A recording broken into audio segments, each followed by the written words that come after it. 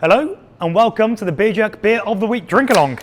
I'm Luke and this week we're drinking the fruit thereof from Sailor's Grave and Small Gods.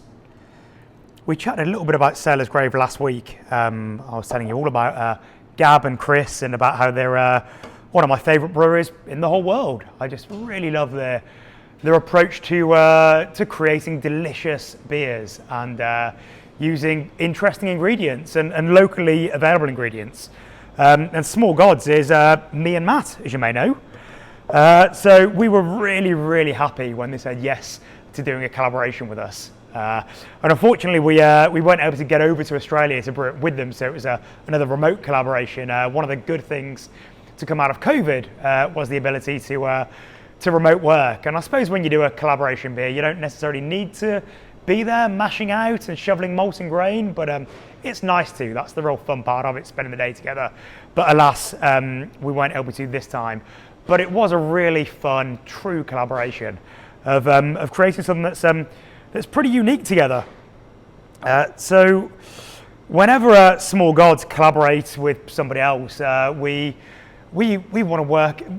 It's got to be a true collaboration, I suppose. It's not just one party comes up with an idea and then just runs it past the other one that says okay. It's a true meeting of minds, and we knew that Sailor's Grave are surrounded by farmland and orchards and the ocean, and Gab mentioned that her father had a fig orchard.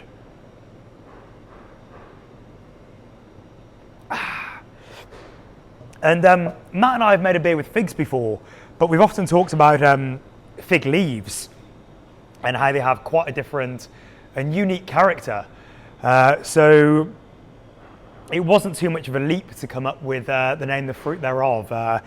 If you're up to date with the Old Testament, you probably know that the forbidden fruit probably wasn't an apple. In various retellings and interpretations of the story, the forbidden fruit is various different fruits.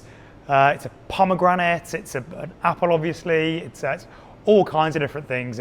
You may remember that Small Gods did a beer with Electra Shock, a wonderful drag queen, that was called the Forbidden Fruit, that was a banana milkshake Hefeweizen. But in the actual text in the Old Testament,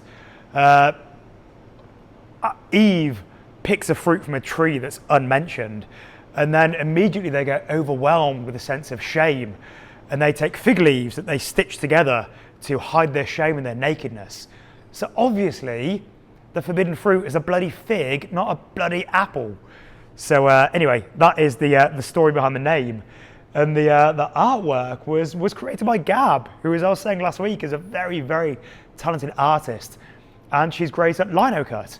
So unlike a lot of the artwork that I make at Small Gods, which is digital, it's with tablets and screens and Photoshop, this is a truly organic lino cut creation that she made herself with little knives and chisels, and was printed before being digitally transferred. So yeah, her skills at lino cut are really great. So yeah, really love the simplicity of this leaf. There was a lot of talk about incorporating goats in there or more satanic imagery, and yeah, I'm a real fan of real simplicity. So really happy with the result of the artwork on this one. So yeah, that is where the fruit thereof comes from, which is yeah, that's a quote from the Old Testament.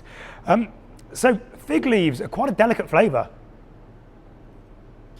and it doesn't really taste like fig. A lot of people say that fig leaf tastes like coconut, but there's a real again, it's hard describing flavour sometimes when it's a flavour that it tastes like fig leaves.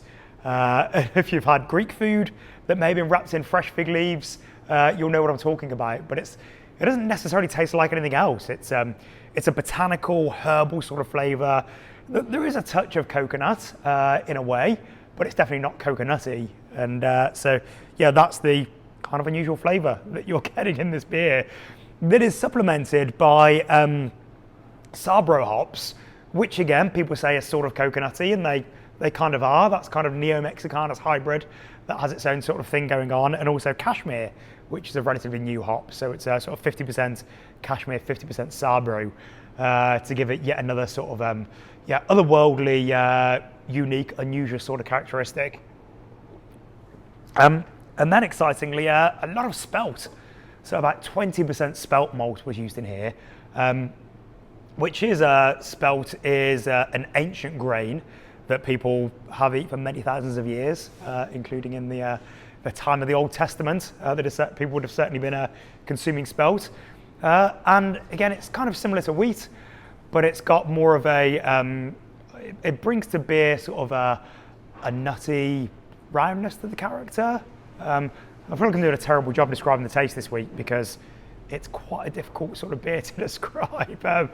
And then the biggest impact on the flavour possibly is the house yeast. So this is really the taste of Sailor's Grave, just their wonderful house saison culture.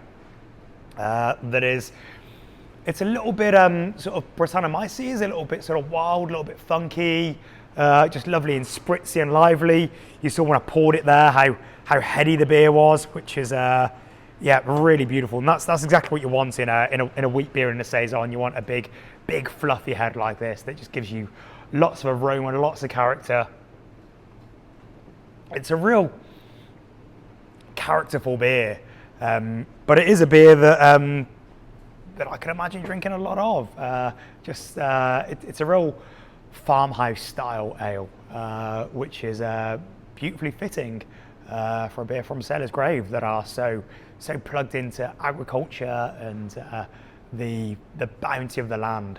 So as small gods, it was really an honour to be able to work with Sailor's Grave, that are just really a brewery that I look up to so much in every aspect. Just first of all, being wonderful people, and the beers they put out are delicious. Their approach to the artwork is always a treat. When Sailor's Grave have a new beer out, it's always brilliant. I look forward to Beer Jerk importing more Sailor's Grave beers, because it's always a real highlight when we do get a shipment in from those guys. And I hope you enjoy this beer anywhere near as much as I do, because I'm enjoying it massively. And it's a great beer to pair with food also. So if you're in the NZ Beer Jerks group on Facebook, do share what food you're going to be pairing it with, and I'll put some ideas in the Beer of the Week emailer that you'll be reading as well. So I hope you enjoy it, and cheers.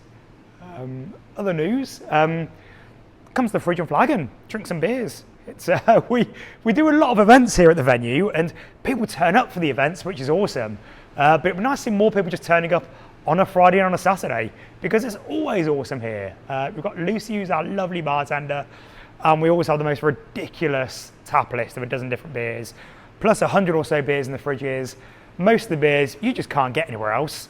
And here at the bar, you can fill up your flagons with beer, which is about the cheapest way to buy quality beer. And a lot of the beers are keg only, so the beers that you couldn't get in a keg or in a bottle or in a can anyway.